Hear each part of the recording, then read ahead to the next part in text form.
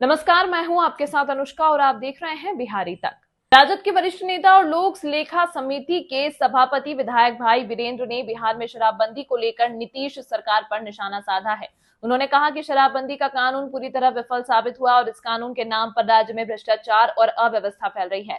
सीतामढ़ी के औद्योगिक क्षेत्र में स्थित राजद कार्यालय में आयोजित एक प्रेस वार्ता में भाई वीरेंद्र ने आरोप लगाया कि पहले शराब की होम डिलीवरी होती थी, अब यह बेड तक पहुंच रही है। उनका कहना है कि शराबबंदी के नाम पर लूट मची हुई है और जदयू तथा एनडीए के लोग इस स्थिति को अपने लाभ के लिए इस्तेमाल कर रहे हैं। भाई वीरेंद्र ने इस मसले पर सरकार की नीयत और कार्यशैली पर सवाल उठाते हुए कहा कि शराबबंदी से जुड़े भ्रष्टाचार में बड़े स्तर पर लोग शामिल हैं और इस कानून का दुरुपयोग हो रहा है। उन्होंने जनता के इस मुद्दे पर जागरूक होने की अपील की और कहा कि शराबबंदी का सही लाभ तभी मिल सकता है जब इसे ईमानदारी से लागू किया जाए।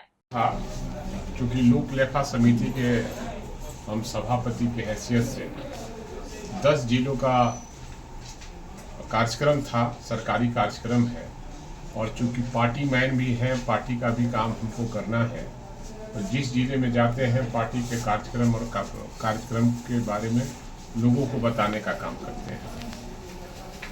उसी सिलसिले में हम कल सीतामढ़ी में पहुंचे हैं और देश की स्थिति इतनी भयावह होती जा रही है कि देश में अनाचार, दुराचार, अत्याचार, बलात्कार, देश में महंगाई, बेरोजगारी इतनी बढ़ गई है कि रोज बिहार में खास करके हत्याओं का दौर चल रहा है।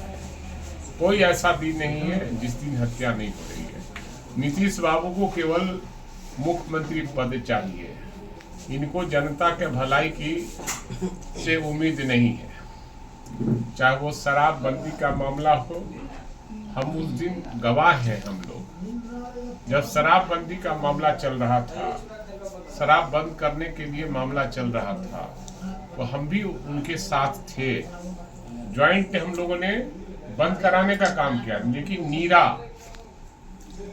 नीरा जो चीज है उसको शुरू करने का हम लोगों ने दिया था, भाई उसको शुरू किया जाए। उन्होंने घोषणा भी किया, लेकिन आज किस कदर से पूरे बिहार में शराबबंदी के नाम पर लूट हो रहा है और जदयू जो है और एनडीए के लोग इसको कमाने का स्रोत बना रखा है और अपने पार्टी के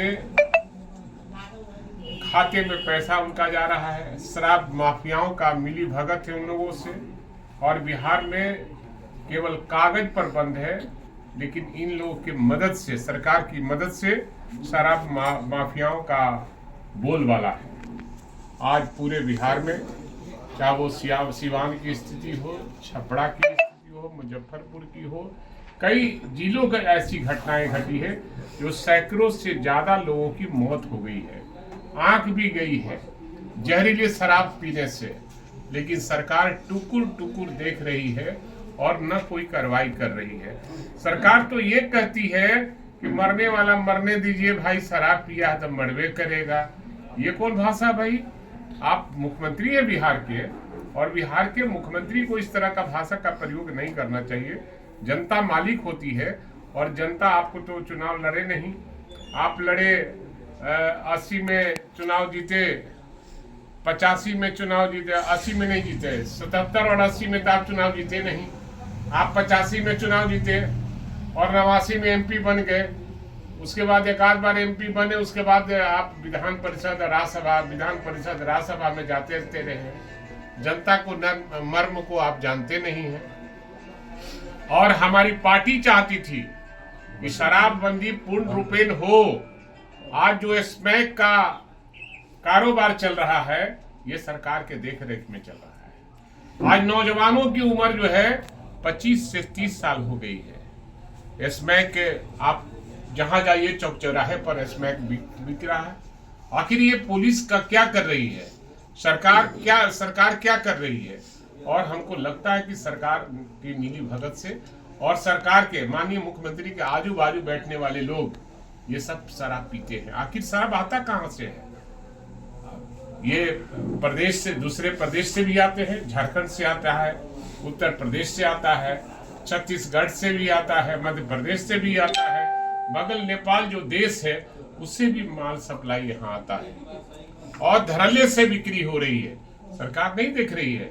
सरकार को उन लोग काफी रकम देते हैं, शराब माफिया, और उनके पार्टी में चंदा के रूप में देते हैं। इसलिए सरकार चुपचाप बैठी है, हाथ पर हाथ धरकर बैठी है। अगर आज हम लोग के लगे कि ये बंद करना है तो हम लोग उसको निश्चित रूप से लागू करवाकर और उसको अमली जमा पहनाने का काम करेंगे। लेकिन सरकार नहीं चाहती है और सरकार का एक बाल मर चुका है और सरकार नहीं चाहती है कि जनता का भलाई हो। और इसके बाद आप लोग कुछ तमाम महत्वपूर्ण खबरों के लिए देखते रहिए बिहारी तक।